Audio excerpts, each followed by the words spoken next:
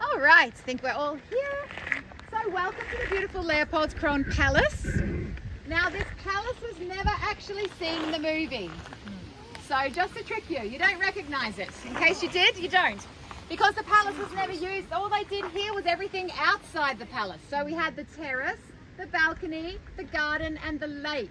That's what they used for location filming here. The reason they chose this location was because from that palace, across the lake, behind these trees here and in the clouds right now, is the Untersberg mountain. And that's a very spectacular backdrop that you'll see in the movie next time across the lake. There's a mountain behind. But this was one of the tricks with the weather shooting, of course. They had to make sure they always had weather where the mountain was. It could, because some days it completely disappears in the clouds. You can't see any of it. So they couldn't have a mountain there sometimes and no mountain. So they needed that consistency, which is why it took time to get the shots they needed.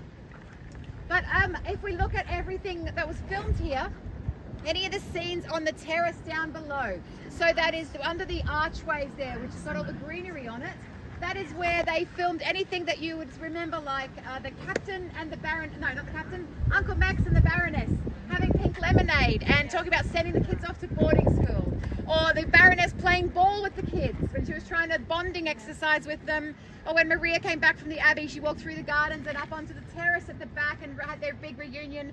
So that was all those outside shots. Or sometimes people were having a conversation there and one of the people would have the lake behind them. The other person would have a different background. That's because they were filming in a different location. Pretty tricky.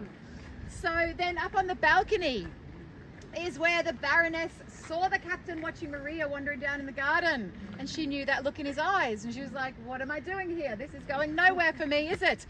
So she said, I'm going back to Vienna where I belong, darling. And out there is a lady who's never going to be a nun. So that was her giving her blessing, saying, go get your girl. And she exited stage left.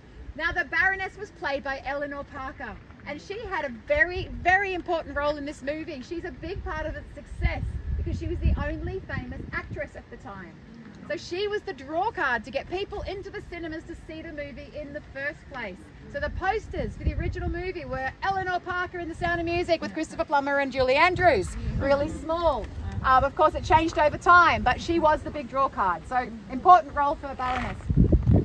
In the garden over on the right of the palace is where the gazebo was, with the marble bench. They built the gazebo for the movie. They left it there after the movie because it was such a beautiful addition to the gardens, because it was such a pretty gazebo.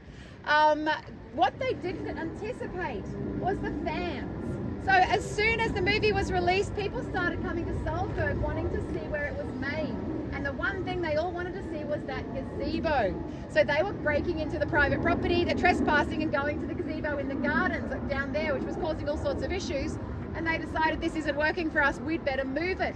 So they put it in front of the palace, between the pink building, which is also hotel rooms, so both hotel rooms, and they put it up there so that when from the front outside the gates you could look in and you can see that gazebo in there. That did not stop the fans. They kept coming in and they were getting into the gazebo, skipping around while world leaders were making decisions, because it's also always been a conference and seminar centre. So it gets shut down as a hotel now and then while world leaders come in, make important decisions and then leave again. Then it's a hotel again. So that didn't work for the gazebo either. So they took it away and they plopped it right over there behind you. As you can see, it's not there anymore. It didn't last long there because it was just a movie prop that had been dropped in the middle of nowhere and nobody looked after it.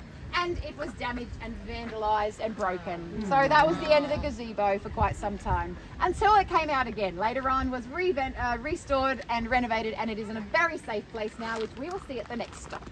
So you'll see the gazebo.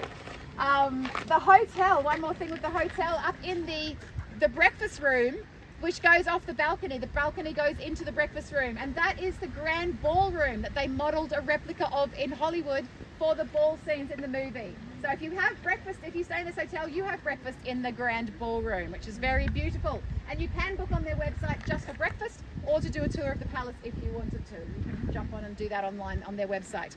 And the last thing here was the rowboat scene. So they filmed it here in this lake where they tipped over and capsized.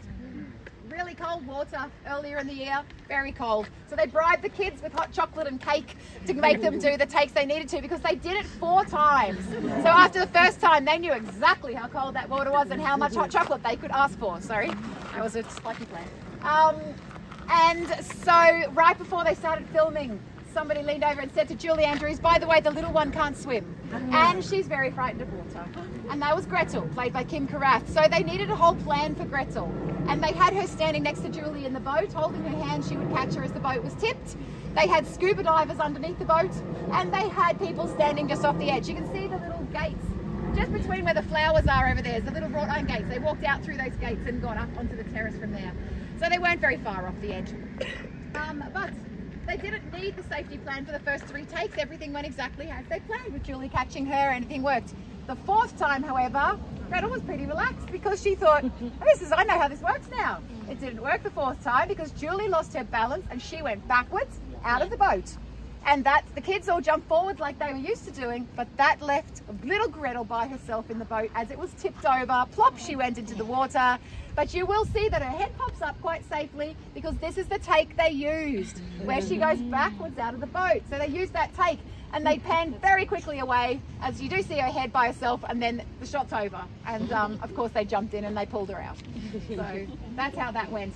Didn't help her respect of water. She had a fairly healthy respect for river, but she got a lot of extra hot chocolate and the director got the shot he wanted. Everyone was happy in the end.